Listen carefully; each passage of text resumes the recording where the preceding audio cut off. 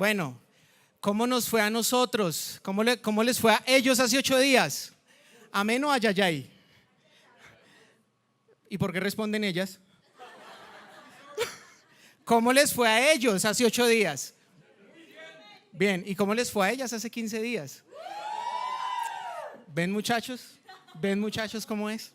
Ok, hoy vamos a tener como un precierre de nuestra serie Nosotros. No se pierdan 8 días al pastor Iván Pirela, que esto va a estar tremendo. Cuando yo le digo tremendo, se lo estoy diciendo en mayúsculas. Es un pastor que Dios usa en estos temas familiares, relacionales, de una forma increíble. Entonces no se lo pierdan en 8 días. Como lo dijo Kevin, 29, 30 y 31 vamos a estar aquí.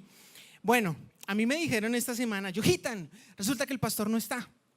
El pastor está viajando, no sé si todos lo saben, está en una gira con Soluciones Juveniles por Ecuador, llevando una palabra de reto para la iglesia. Y bueno, está tremendo este tiempo de él por allí. Y me dijeron, tiene que cerrar con uno para todos. Y yo decía, ¿cómo cerramos esa vuelta?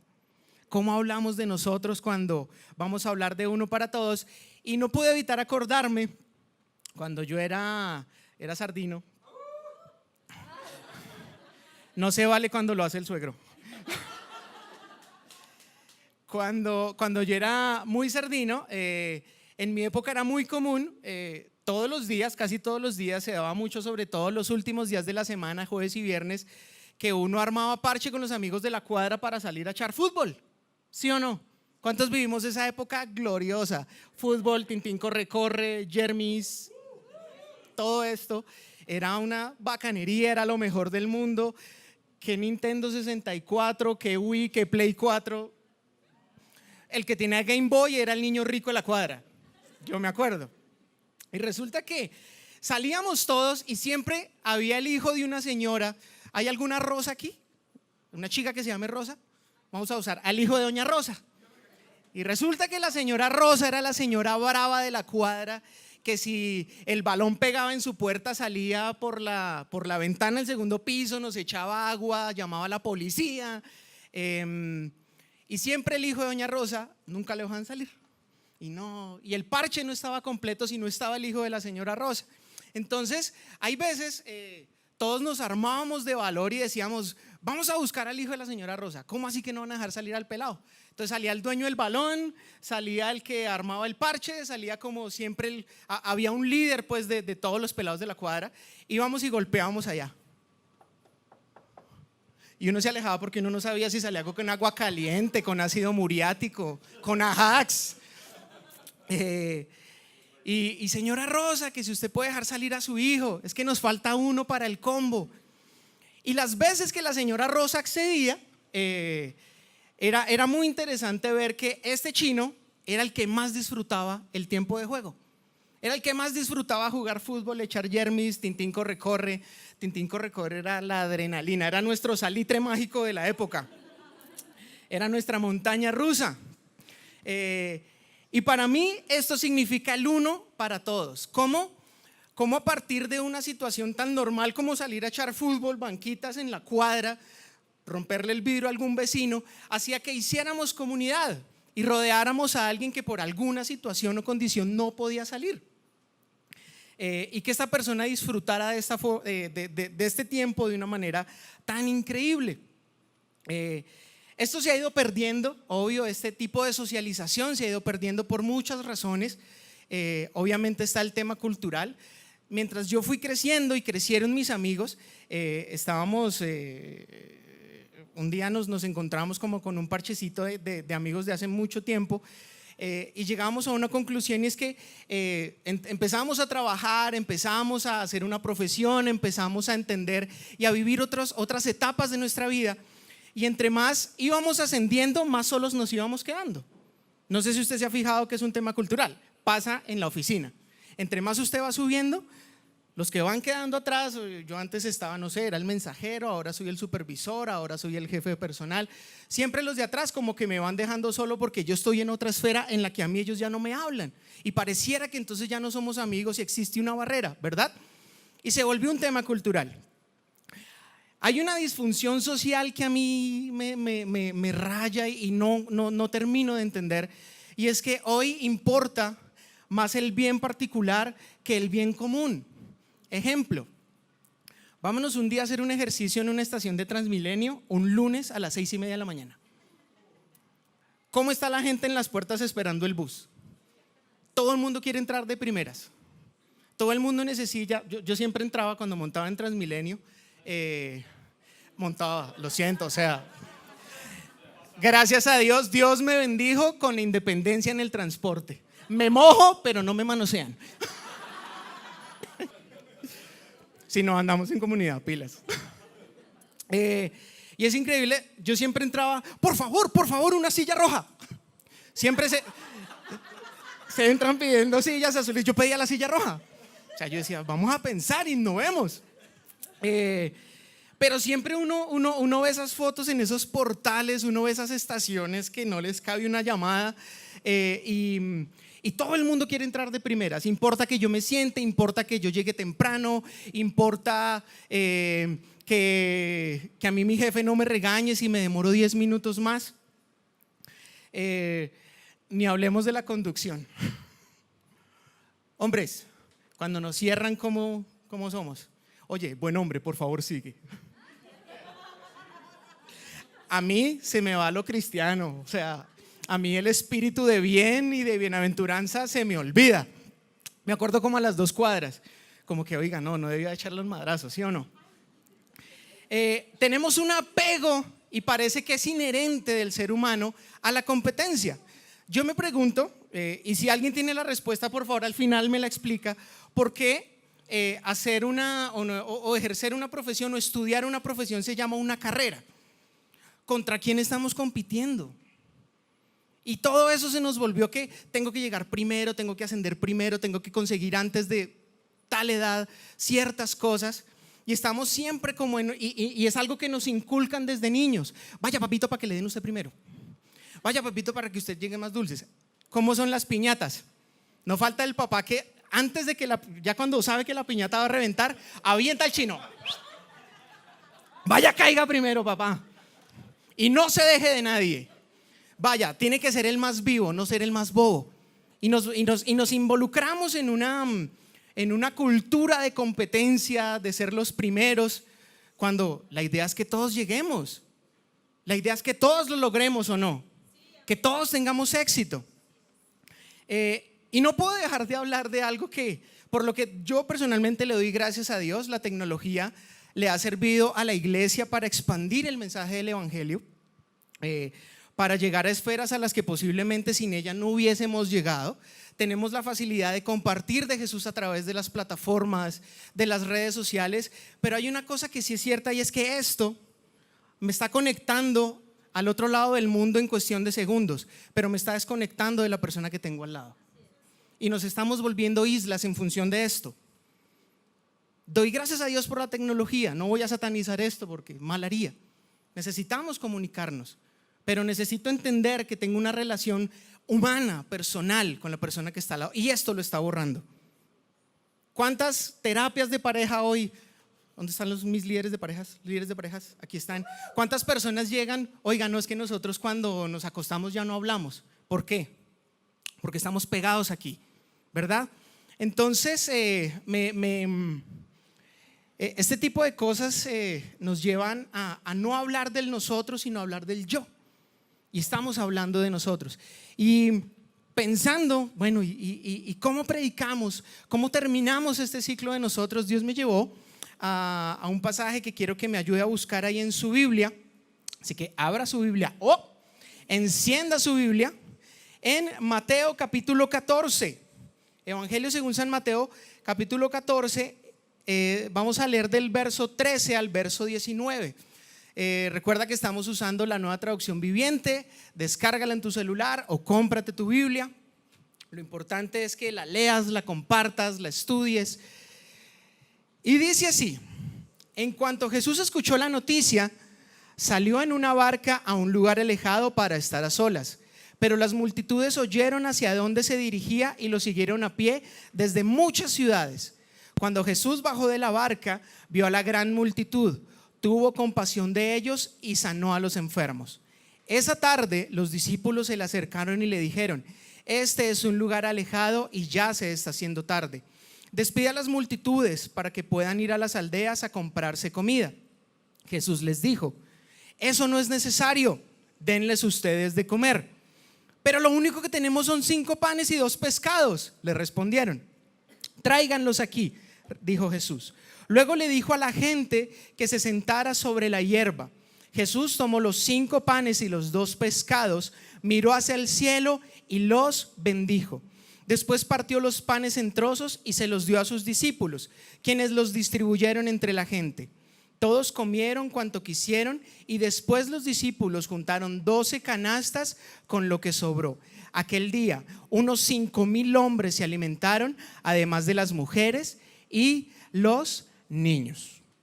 Este pasaje ha sido miles de veces compartido en las iglesias, y el trasfondo que quiero que entendamos hoy es que siempre nuestra vida debe ser vivida en función de alguien más. Somos seres que Dios nos diseñó sociales, ¿verdad?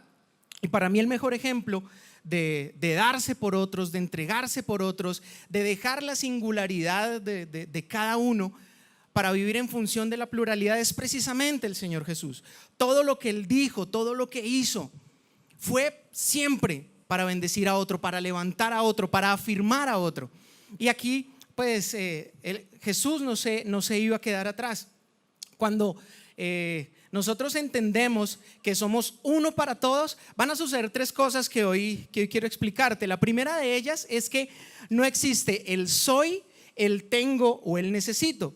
Existe el seamos, tengamos y demos. ¿Estamos claros? ¿O tenemos que hacer clase de conjugación de verbos?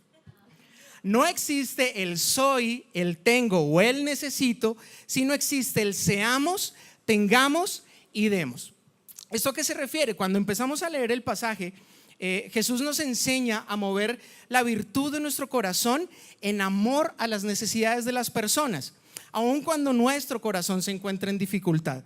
Si usted lee el párrafo inmediatamente anterior a este que leímos, Mateo 14, del versículo 1 al versículo 12, está hablando de la muerte de Juan el Bautista. ¿Quién era Juan? Era un familiar de Jesús. Fue quien bautizó al Señor, quien preparó el camino para que el Señor Jesús viniera y diera su mensaje a su pueblo. Y empieza este texto que leímos: apenas Jesús recibió la noticia, quiso irse a un lugar alejado.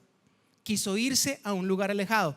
Estaba achantado, estaba triste, se sentía mal porque, como orábamos hace un momentico, perdió a alguien de su familia, perdió a alguien de su círculo más cercano, alguien con quien compartía un lazo de sangre, un lazo familiar. Pero cuando vio a las multitudes, ¿qué dice la palabra? Que tuvo compasión de ellos. Compasión de ellos. ¿Qué significa que tengamos compasión?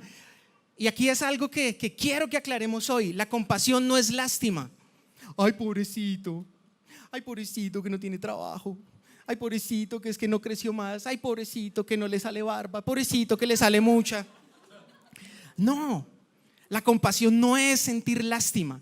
La compasión es hacer de la necesidad del otro mi propia necesidad. Es ponerme al nivel de la persona que tengo a mi lado y saber compartir lo que Dios me ha dado a mí con esa persona, con esa comunidad, con esa sociedad, ¿verdad? Es poner mi condición al nivel de la suya para que sepa esa persona que esa persona no está sola. Eso es tener compasión por las personas. Lástima tenemos todo el tiempo. Mi esposa tiene una tendencia a seguir redes sociales de adopción de animales. Entonces me muestra fotos de gaticos, perritos, loritos abandonados y tristes. Bueno, de hecho creo que es de más de una acá. Sí, la esposa de mi mejor amigo es igual, sí. Y por ella meteríamos al baúl de esa moto cuanto perro, gato, canario uno encontrara en la calle. Eso es sentir lástima. Y sentimos lástima y pasamos, pero pues ojos que no ven, corazón que no siente, ¿sí o no? Y de hecho tendemos a ser así. Ay, pobrecito el Señor, que es que le toca pedir, que no puede caminar. Pero cuando llegamos a nuestra casa, preparamos nuestro almuerzo, nos echamos un motoso, nos olvidamos de esa condición. Tener compasión, y fue lo que Jesús nos enseñó, movió su corazón a la necesidad de las personas, movió su corazón a la necesidad del que estaba a su lado y los bendijo. Tuvo compasión de ellos, tuvo compasión de ellos. Lo segundo, entonces, ¿qué es primero? No existe el soy, el tengo o el necesito, existe el seamos, tengamos y demos.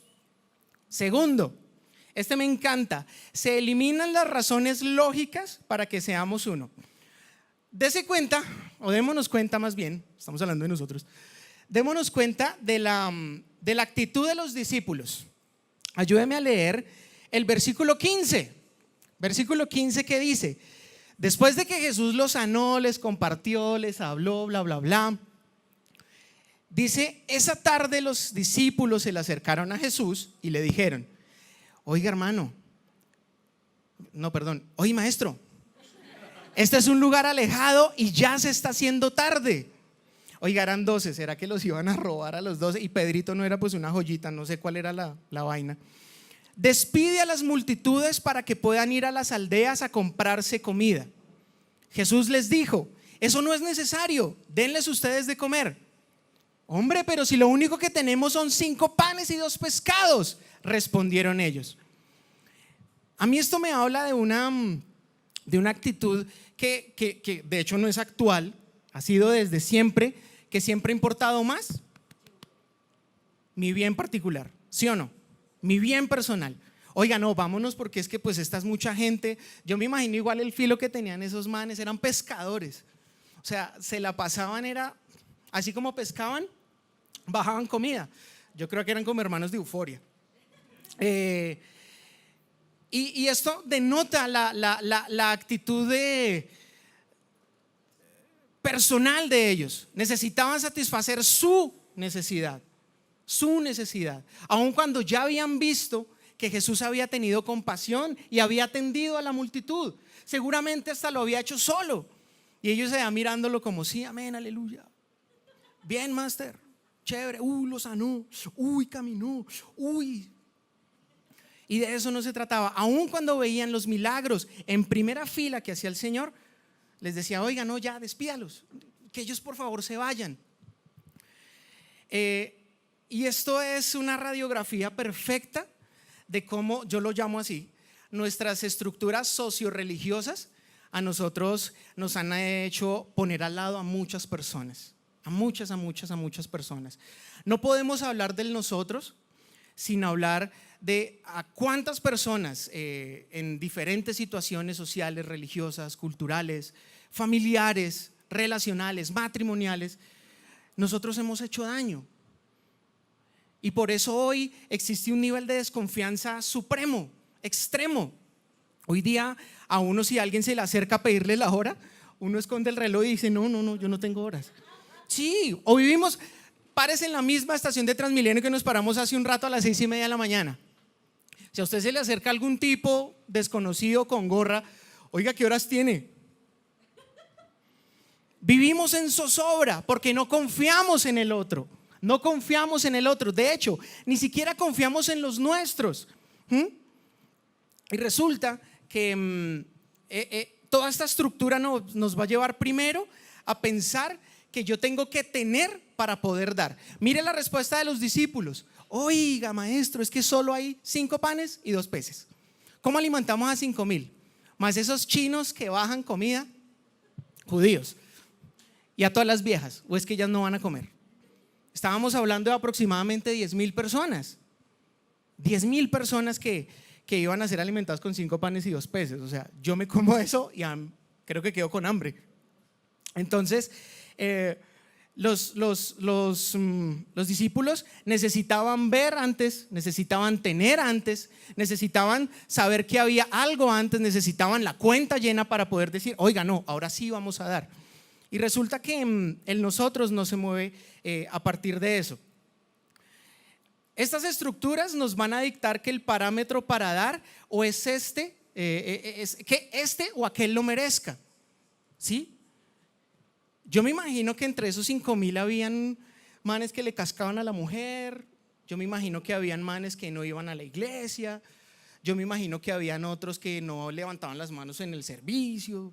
Yo me imagino que habían algunos que, no sé, hacían trampa, llegaban siempre tarde a trabajar. Pero a mí me impresiona que Jesús nunca a nosotros nos va a etiquetar por lo que nosotros hayamos hecho o hayamos sido. Jesús no pone etiquetas. Dentro del nosotros de Jesús no existen las etiquetas. Hey, es que tú sí lo mereces y tú no. Lo siento, tú te quedas afuera. El evangelio de Jesús es inclusivo para absolutamente todos.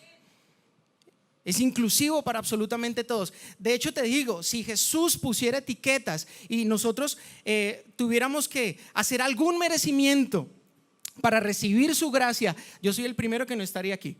Soy el primero. Todos los días la embarro, todos los días me cierran. De ahí para adelante, imagínense la película. Sí. Todos los días mi esposa me tiene que decir: hey, pero bájale, pero cálmate. ¿Sí?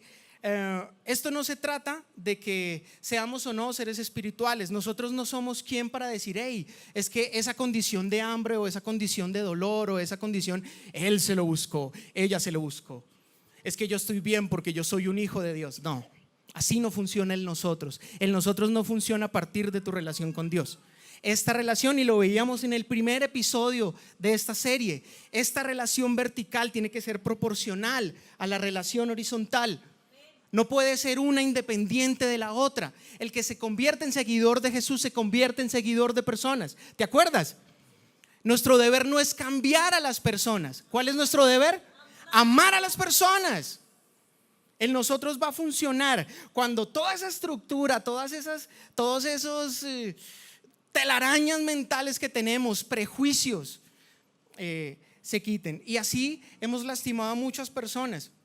Así hemos dejado de hablarnos con un hermano, así hemos dejado de hablarnos con un primo, así hemos dejado de hablarnos con una ex. ¿O no sucede? ¿O solo me ha pasado a mí? Mi amor, solo nos pasa a nosotros. Estamos mal. Solo necesita Dios entender, que entendamos algo. Y yo no sé, más de uno hoy se va a rasgar las vestiduras con lo que voy a decir.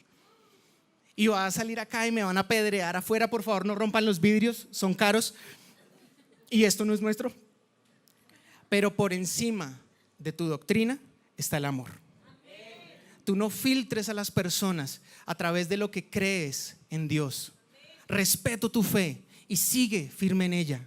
Pero no filtres y no creas que las personas merecen algo o no merecen nada por lo que tú crees que deberían tener o deberían hacer. Por encima de tu doctrina está el amor de Dios. Y el amor de Dios es para todos nosotros.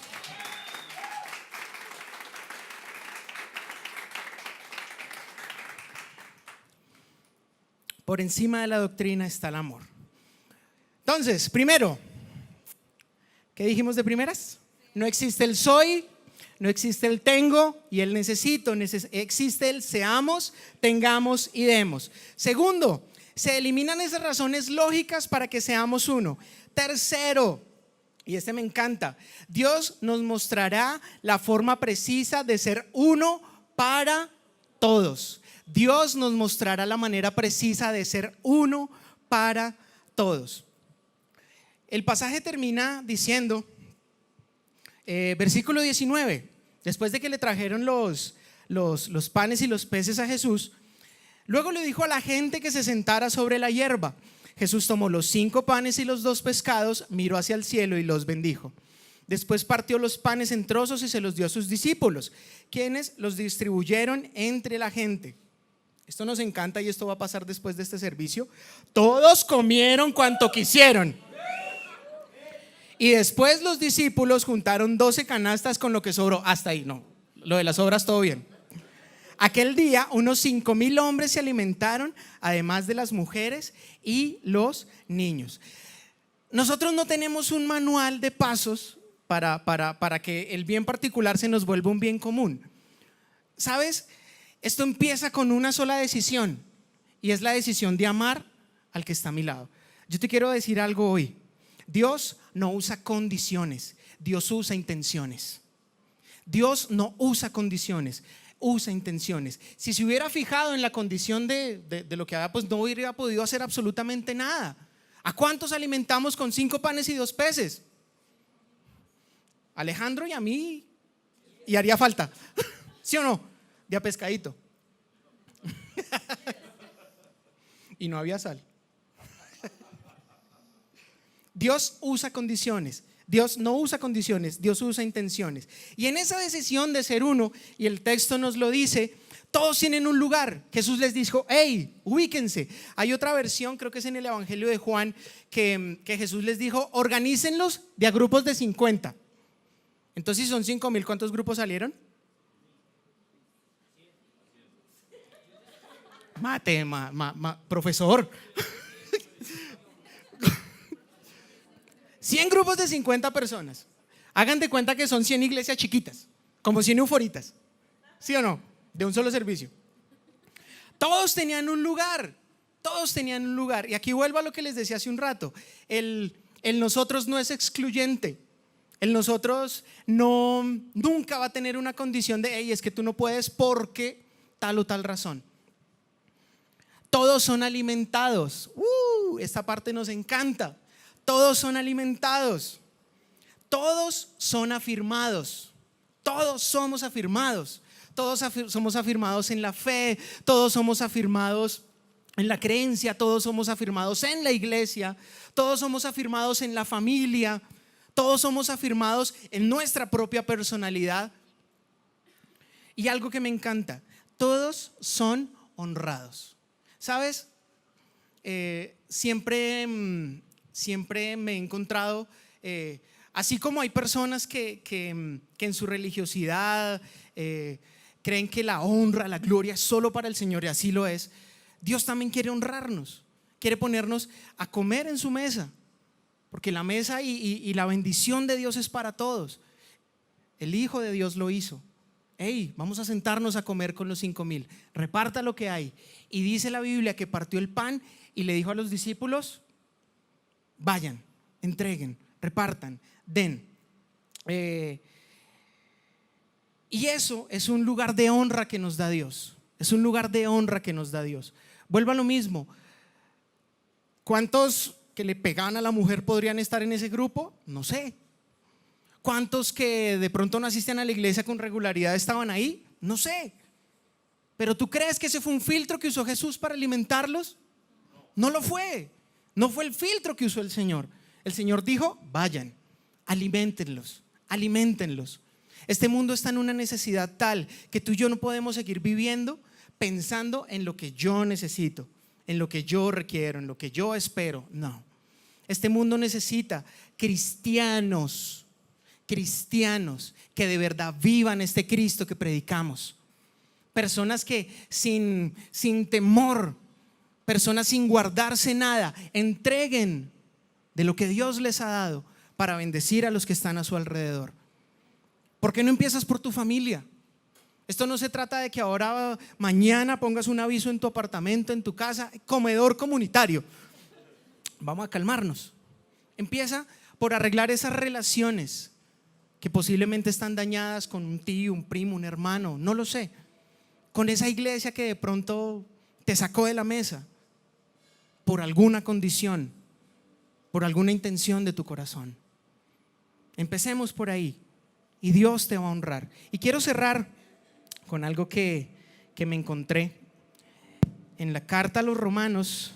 Si me quieres acompañar, capítulo 12. Romanos capítulo 12, versículo 13. Y con esto cerramos este tiempo de nosotros. Creo que esto resume en una forma increíble lo que significa vivir en comunidad.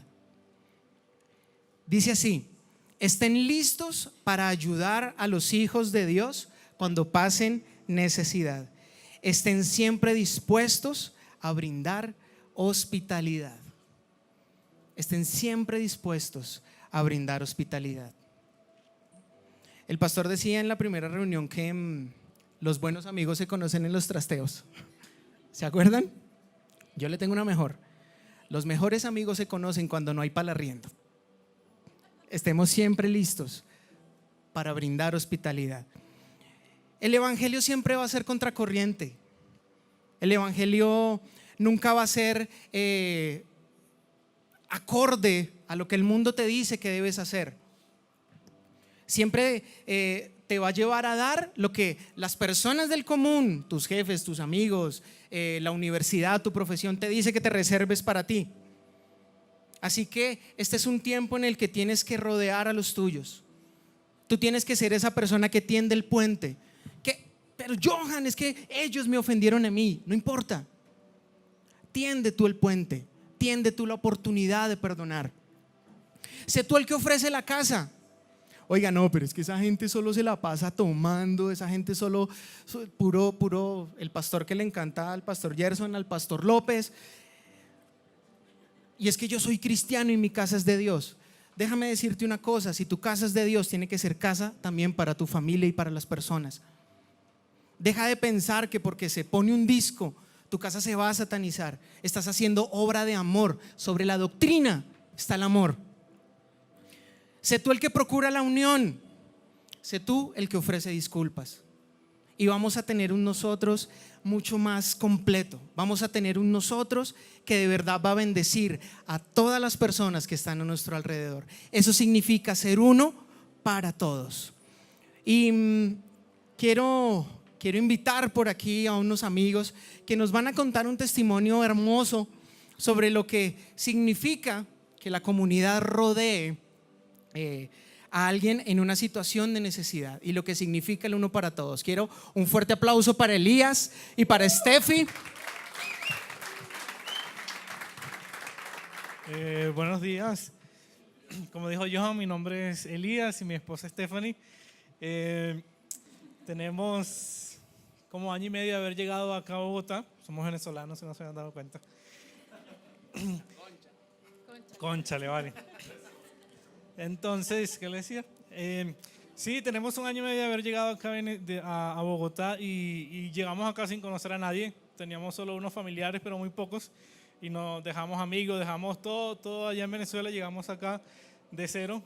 Y creo que como a la semana de haber llegado a Bogotá empezamos a venir a Euforia. Y literal acá encontramos familia, encontramos gente que nos abrió las puertas de la iglesia, de sus casas, que se convirtieron en amigos y se convirtieron en esos nosotros que necesitábamos en esta ciudad cuando no teníamos a nadie, no teníamos con quién compartir o con quién salir, simplemente hablar y echar cuento. Aquí conseguimos esa familia y para nosotros ha sido Euforia. Esta iglesia ha sido esa casa que necesitábamos y que nos hacía falta acá en esta ciudad.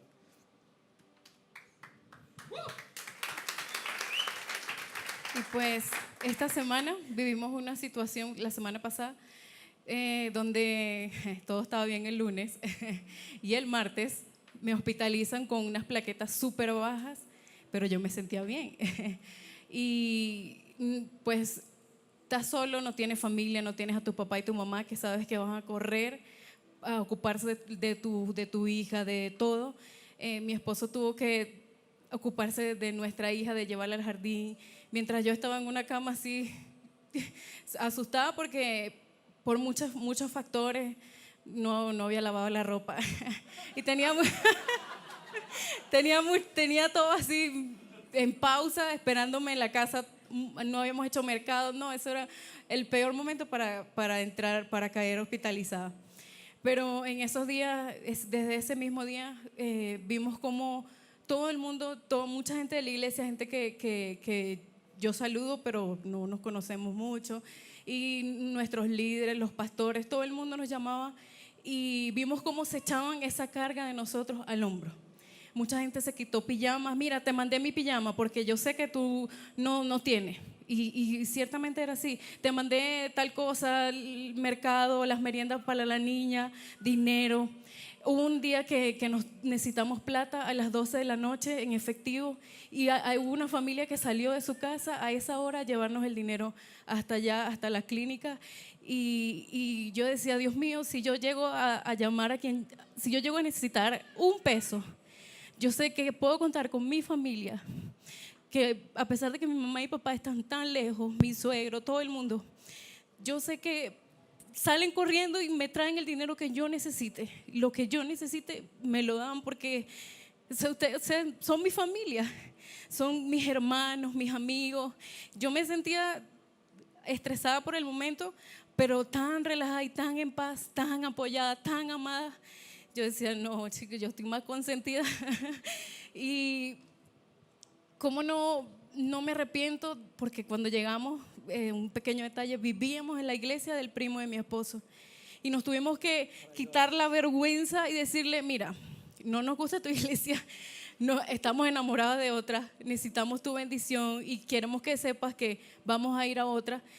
Y era una vergüenza porque siempre que veníamos al servicio salíamos escondidos y siempre había la gente, mira, los invito para esta iglesia, quédense aquí, no vayan tan lejos. Y nosotros así como que, pero desde el primer día que nosotros pisamos este lugar, el amor con el que nos recibieron en Welcome, los abrazos, el cariño, nosotros llegamos al lugar correcto y no nos hemos arrepentido. Hemos tenido demasiadas bendiciones, demasiadas. Mucha gente ha tenido muchos detalles con nosotros y pues qué mejor ejemplo de vida ese, que estás en un lugar donde todos de una u otra manera nos han apoyado y han llevado nuestra carga de empezar desde cero en un lugar nuevo.